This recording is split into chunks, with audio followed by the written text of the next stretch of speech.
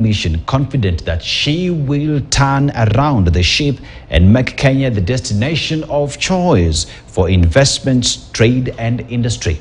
Now, just 2 months after taking over the reins, Miano, in a sit-down with our reporter Emmanuel Tor, remains confident that 2024 will be better year for Kenyan businesses' economy. Here are some of the reflections as I leave you with that story to everybody that made this a success. Asante sana, our sign language interpreter is Meresha Owiti. Good night and happy holidays.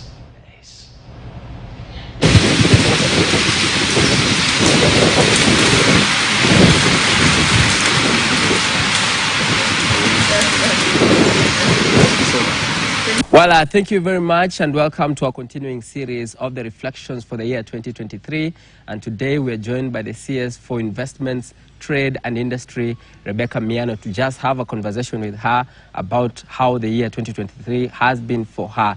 Thank you so much, Waziri, for your time. So let's just start with it. How are you settling in your new docket now? Thank you very much for having me and arranging for this conversation.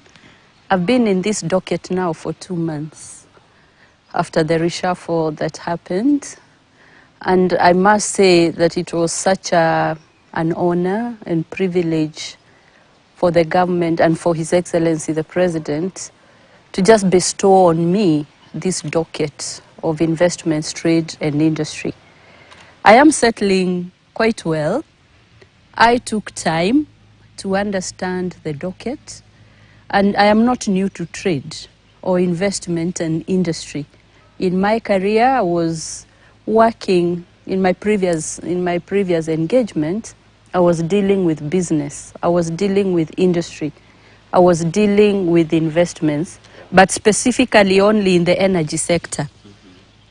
Then last year, when I was appointed to the docket of East Africa Community, Arid and Semi-Arid Lands and Regional Development, again, there was a different angle of investment, trade and industry on a regional, East Africa regional level.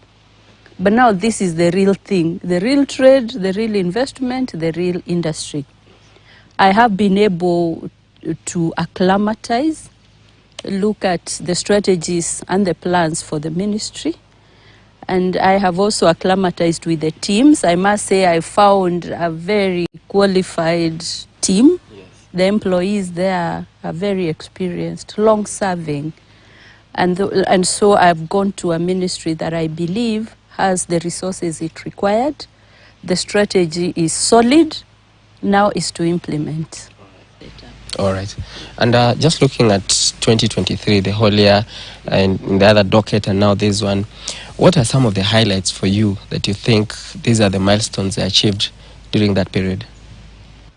2023, which is now almost over, just a few days to 2016. 2020, where am I going back that way? Going to 2024.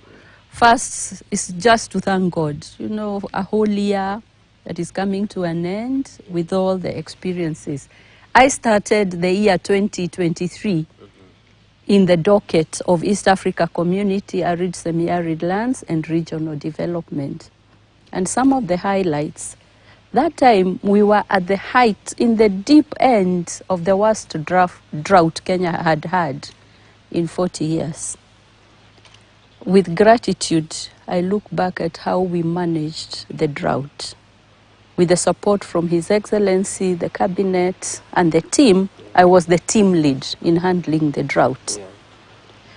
And we were able to make sure that we didn't lose lives. We accelerated the support to our communities in terms of relief food and other support that was needed for the vulnerable communities. And it occurred to me how resilient the communities that were affected were. I also can highlight that I was able to visit most of those arid and semi-arid areas and the counties. Great to interact with very strong people, the ladies. And so I had first-hand experience of what was happening.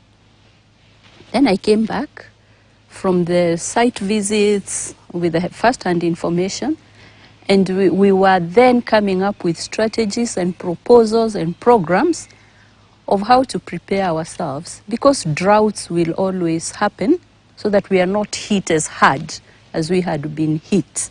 Secondly, we were able to do stakeholder engagement on the proposed political confederation for the East African community, the whole of May, going to Kenyan regions, all the regions in Kenya, so that Kenyans can have an input on the proposed political confederation. I was privileged to participate in 4 summits, meetings of heads of states, to discuss issues of integration, to discuss issues of peace in the region, trade, and I was deeply involved even in the agenda in the summit.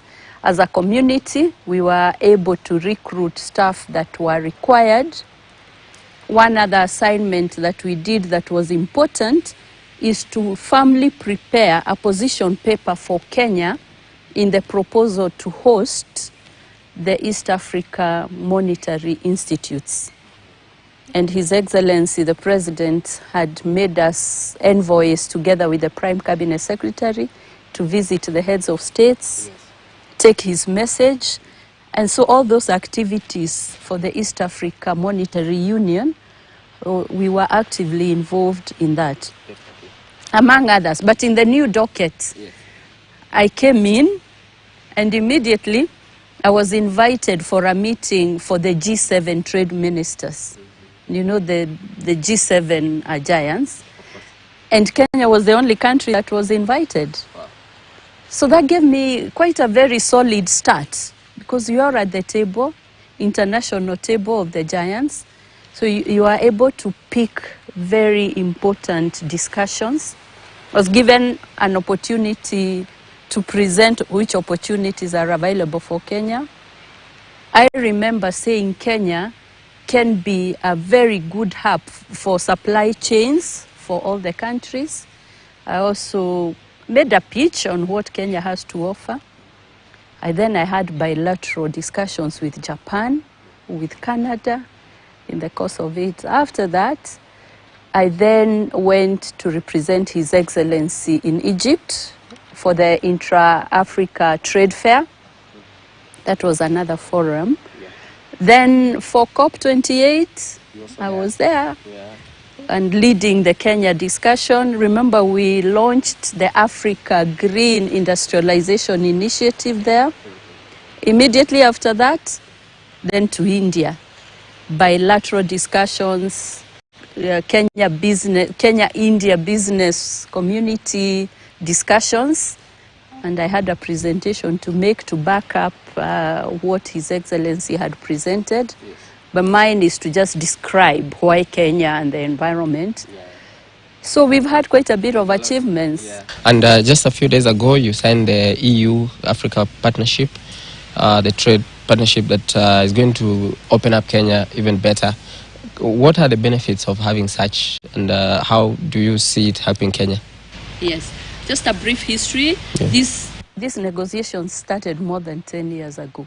And that time, it was between EU and the East Africa community. But towards the end, the East Africa community countries, some of them were not quite ready. But Kenya thought it is wise, and the community agreed that whichever country wanted to go do it bilaterally, with the EU, each country was open to do that. And the importance for Kenya, remember we changed our status to the lower middle income country, which then affected our taxation and the other benefits that come with that. And so it was very important for Kenya to even then discuss with the EU and get more markets for our goods. This agreement offers immediate access of Kenyan goods to the EU market, duty-free, quota-free. And the signing should then herald an era where our businesses, our farmers, start preparing themselves for that market.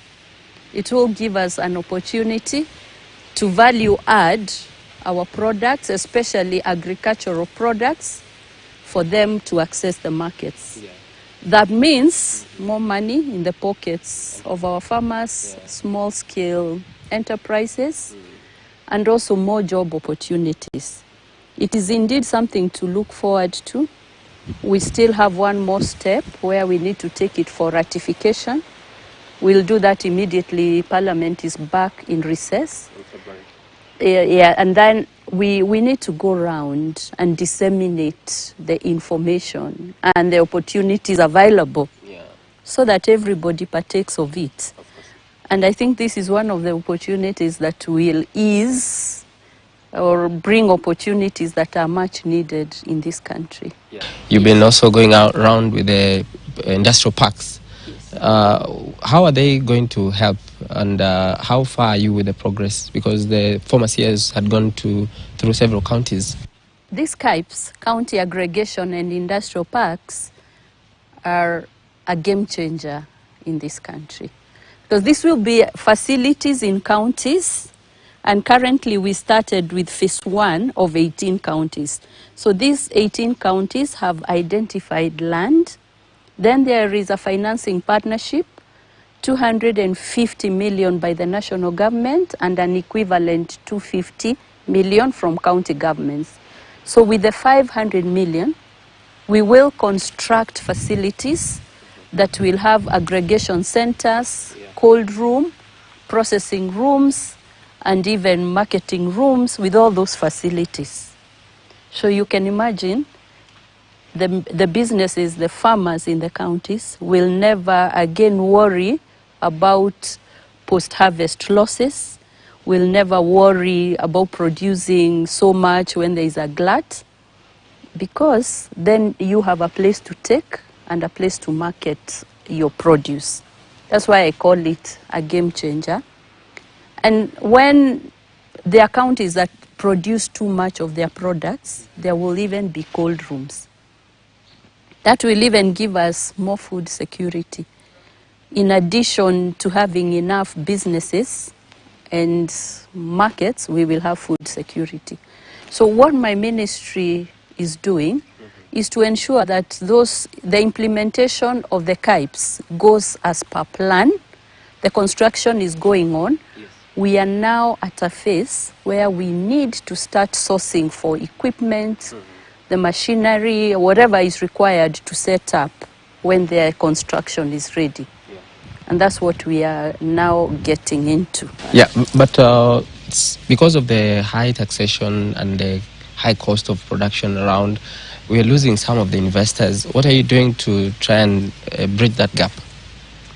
We are, like I told you, we are having a task force or a team that will come up with an action plan to ease the cost of doing business. The cost itself, not just the ease of doing business. And we want to listen to business people, we want to listen to industry, we want to listen to investors and see what government needs to do to reduce the cost of doing business.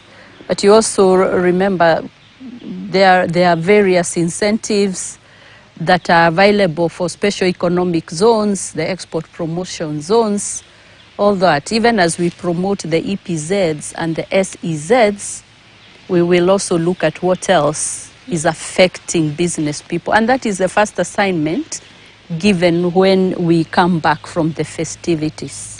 And lastly, as we close it, there are people who may not really know so much about you, the levels you've had a very stellar career up to this point. Maybe just would you mind sharing some of the highlights of your career and where you come up from the bottom up to this level now?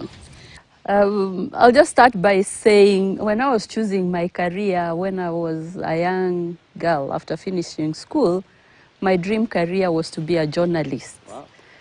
Not guided by anything much, but the desire to appear on TV. But then things changed. I went to university, studied law, finished. And I started what you call a bottom-up journey to a career, a staircase career. I was employed at entry level in the energy sector as an assistant legal officer, served through the ranks, whichever grade up to the top, because I ended up being CEO. But before I became CEO, I was company secretary, legal affairs director for 11 years. And there, I really specialized in many things, and especially governance, legal advisory, business.